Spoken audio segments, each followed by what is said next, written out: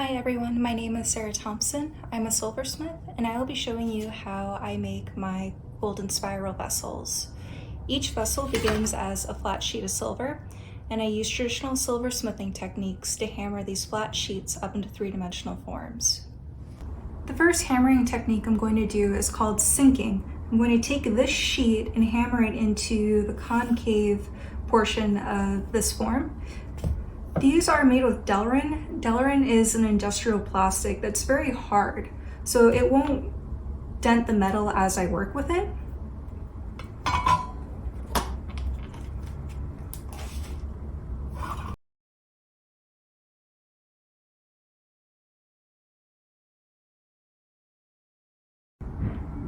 So from that first round of sinking, you can see that I already got a pretty good amount of volume. The next step, I'm going to take a Sharpie and draw in lines to tell me where my hammer marks are going to be for the next step. These tend to be about 3/8 of an inch in size. And these are just guidelines.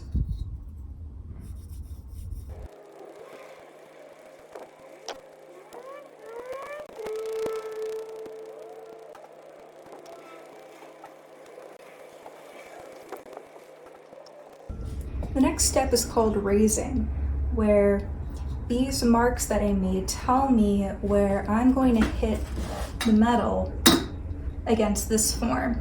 Now when I hit the metal, it introduces an angle into the form that tells it to move upwards.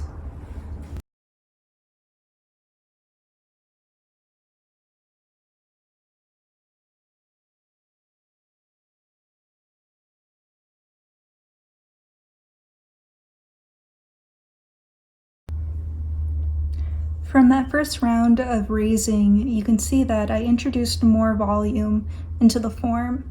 So the next step is that I'm going to hammer the next section and introduce another angle into the form.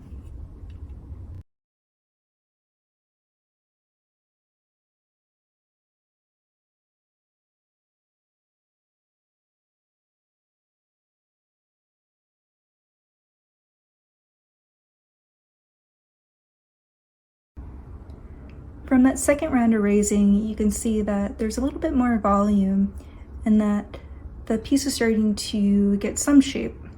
I don't like what's happening with this rippling, so I'm going to use a different technique called bouging to smooth out these ripples before I start the last course of raising.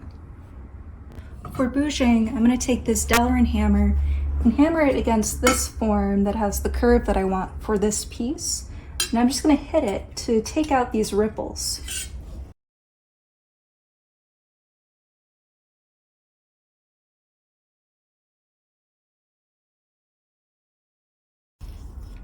From bouging, I took out all those ripples that were happening around the upper edge. So now I'm going to go back and do my last round of raising to introduce another angle into the form.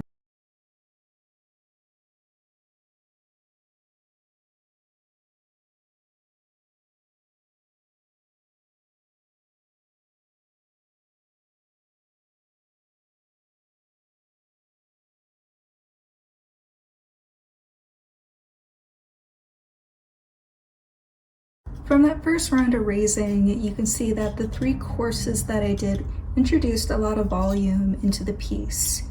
And from all of that hammering, the metal is now work hardened.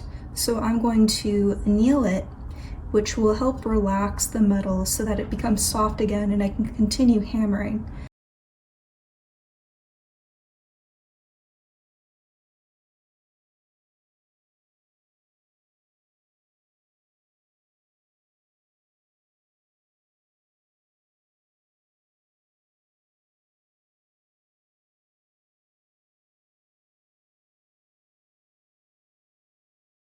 I took my piece out of the pickle and you can see that it removed all of the flux that was on there. So the next step is to go back and bouge again to take out all of these little ripples from the raising courses.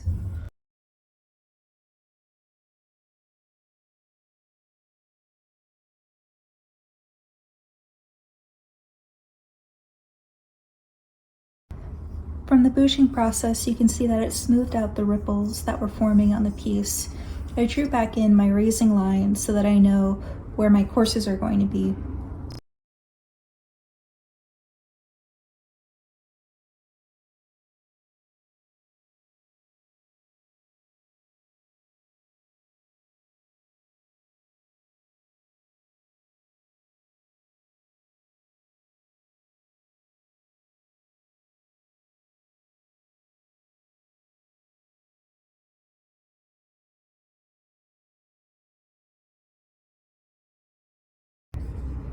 You can see how I brought in the angle of the piece more and it's growing in volume. The next step is to anneal it and soften the metal again.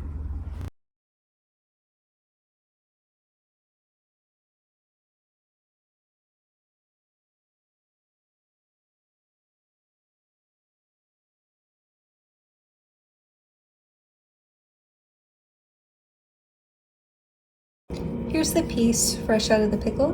There's good volume happening, so I'm going to bouge it again to smooth out these ripples and to see what the overall volume is looking like. I'm pretty happy with this piece after the bouging process. I like the overall volume of the piece and the curvature of it. So I'm going to anneal it to help relax the metal once again to get it nice and soft. And then I'm going to use another hammering technique called planishing to take out these deep marks from the raising process.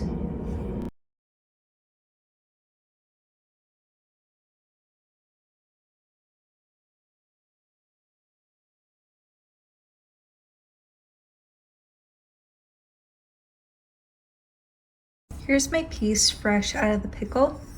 I drew in guidelines for my courses on this next round of hammering. I'm going to use a planishing hammer that has a really subtle curve on the surface to hammer the entire surface to remove all of these deeper hammer marks from the raising process.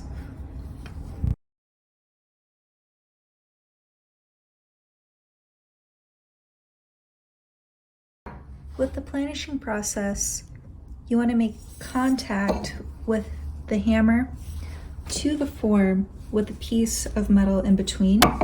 This is so that you can hammer the entire surface to smooth out these areas.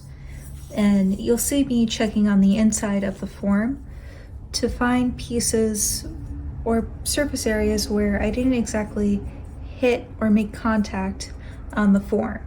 And that helps me understand where I need to focus my hammering on, or basically where I need to go back and hammer again.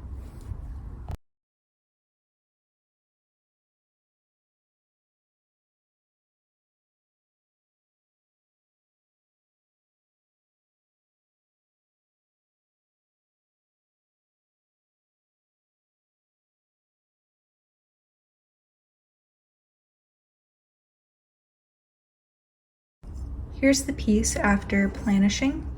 As you can see, it's shiny, and what that means is that my hammer made full contact all over the piece, and that the shiny surface on the stake made direct contact on the inside of the piece.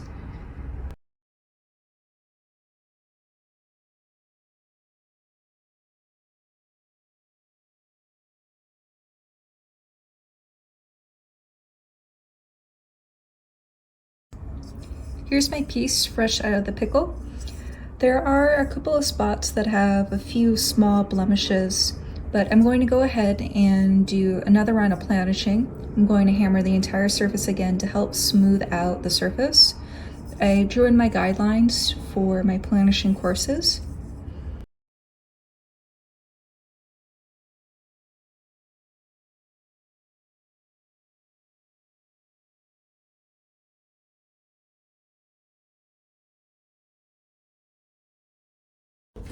After all the hammering and finessing with the curvature of the piece, I'm ready to start filing.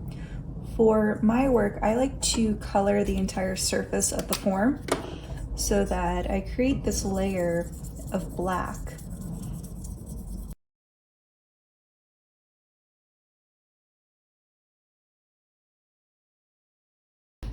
I colored half the piece with black Sharpie so that I have this entire surface, and I can take my file and start to remove all of the little high points of the hammer marks, and you can see exactly where I filed. And this helps me create an even smoother surface on the exterior of the form.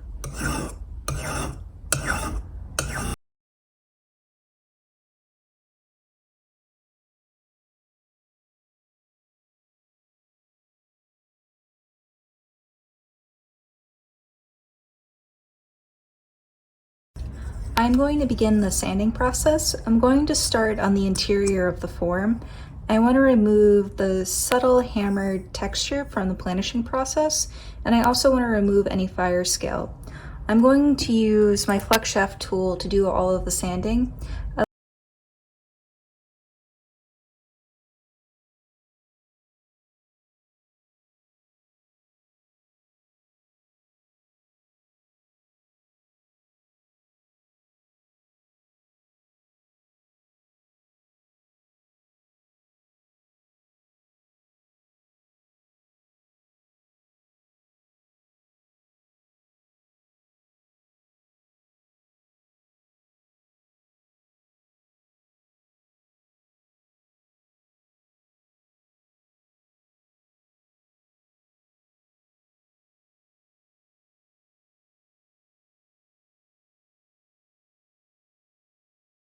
My pieces are all finished, and here they are.